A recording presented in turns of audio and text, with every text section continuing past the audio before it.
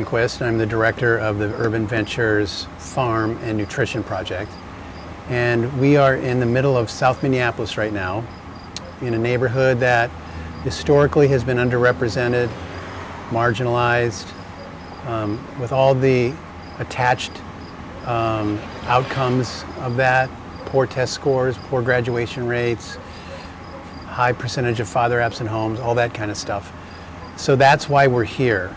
We've been here for 30 years. The farm has been here for 13 years, but the Urban Ventures organization has been here for 30. And our goal as an organization has been to really reweave the neighborhood. It's fallen apart and it's gone through a lot of stuff. And we thought we need to have a presence around education, parenting, just kind of wraparound services for families. So we work with about 2,000 to 3,000 families a year. And the Urban Farm and Nutrition Project is just a piece of Urban Ventures at large. So we weren't set out to start an urban farm project, but it all kind of came about through one kid who refused to eat his lettuce. So we have a feeding program, but that's all it was for us. It was just a feeding program. There wasn't really science behind it. And this one kid was just adamant that he was not going to eat any weeds. And that's what he called the lettuce. He doesn't eat any weeds. So we coaxed him, and he finally ate some, and he fell in love with it. And he would end up going back for seconds and thirds. So he became kind of our poster child.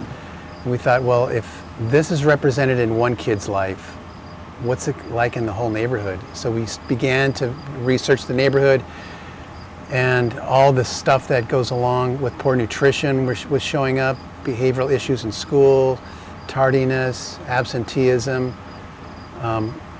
And so we thought, well, why don't we go at this from a nutrition standpoint and really involve kids 2 years old to 12. That's what we decided to go for, because that's what was showing up as being a real critical time.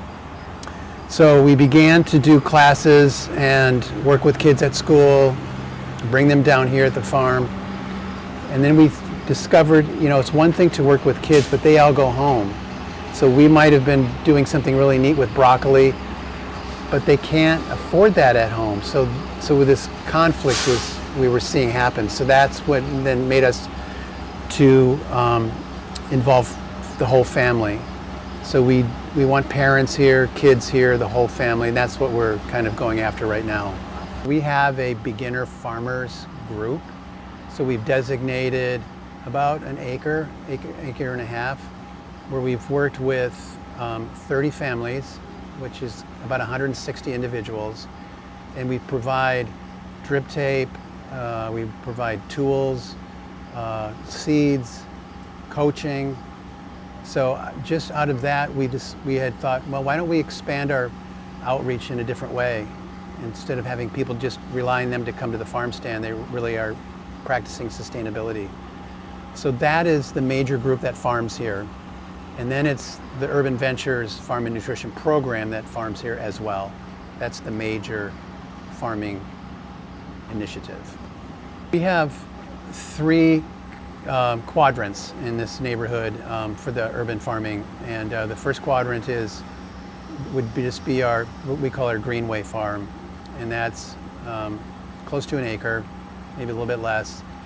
And it's our main farming operation that we began with.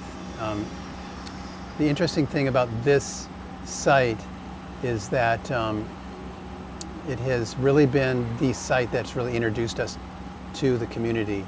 The second quadrant is really our farm stand and our hydroponic operation. So that just allows us to have face-to-face meetings. We have, right now we're averaging 100 families a week coming through the farm stand.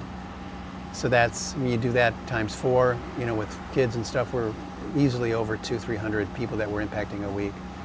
Hydroponics is just kind of blown up and just really allows us to have much more produce to offer people. Our last quadrant is really the Urban Farmers Program and our chicken operation.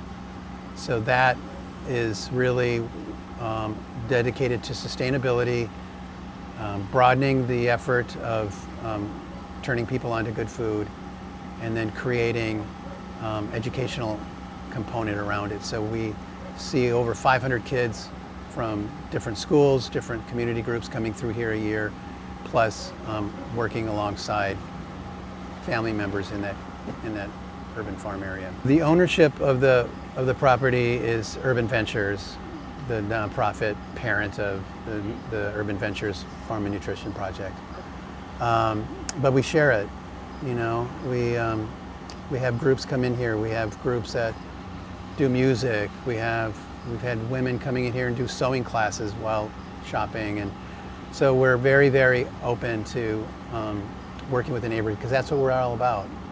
Yeah, we grow and harvest and stuff all during the week.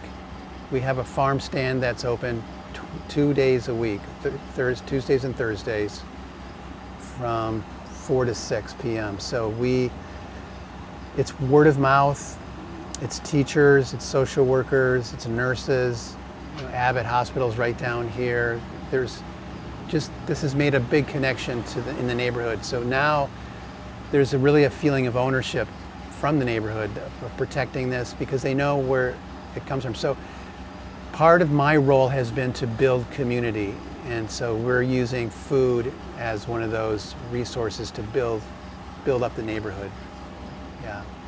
We also distribute to Loaves and Fishes, which is a nonprofit organization that cooks meals for organizations, for nonprofits. So they'll do tons of lasagna and ship it out. So nobody comes to eat at Loaves and Fishes, but we provide them with lots of things: cucumbers, carrots, things for salad, things like that. So they impact thousands of people. So that's one thing. I think the thing that still amazes me is how we started. This used to be actually a county dump, the land where we are right now. And people thought we were crazy buying this parcel of dump land. And it was construction dump. It was glass and concrete and stuff. So we got a sizable grant from the U.S. federal government to have this declared as a brownfield site. So they removed all the stuff, all the mediation of all the soil and stuff. And when I walk up and down here and I think about what it was like, that it was just this kind of frightening, forgotten piece of land that was really harmful, to where now there's hundreds of kids down here, parents. So you can't underestimate the radical transformation that occurs just through simply growing food. So that's how we kind of really got started, and that's what excites me the most about what we've done here. Hydroponics was really a thought, was that we could grow more in a smaller space, and that we could control the pests.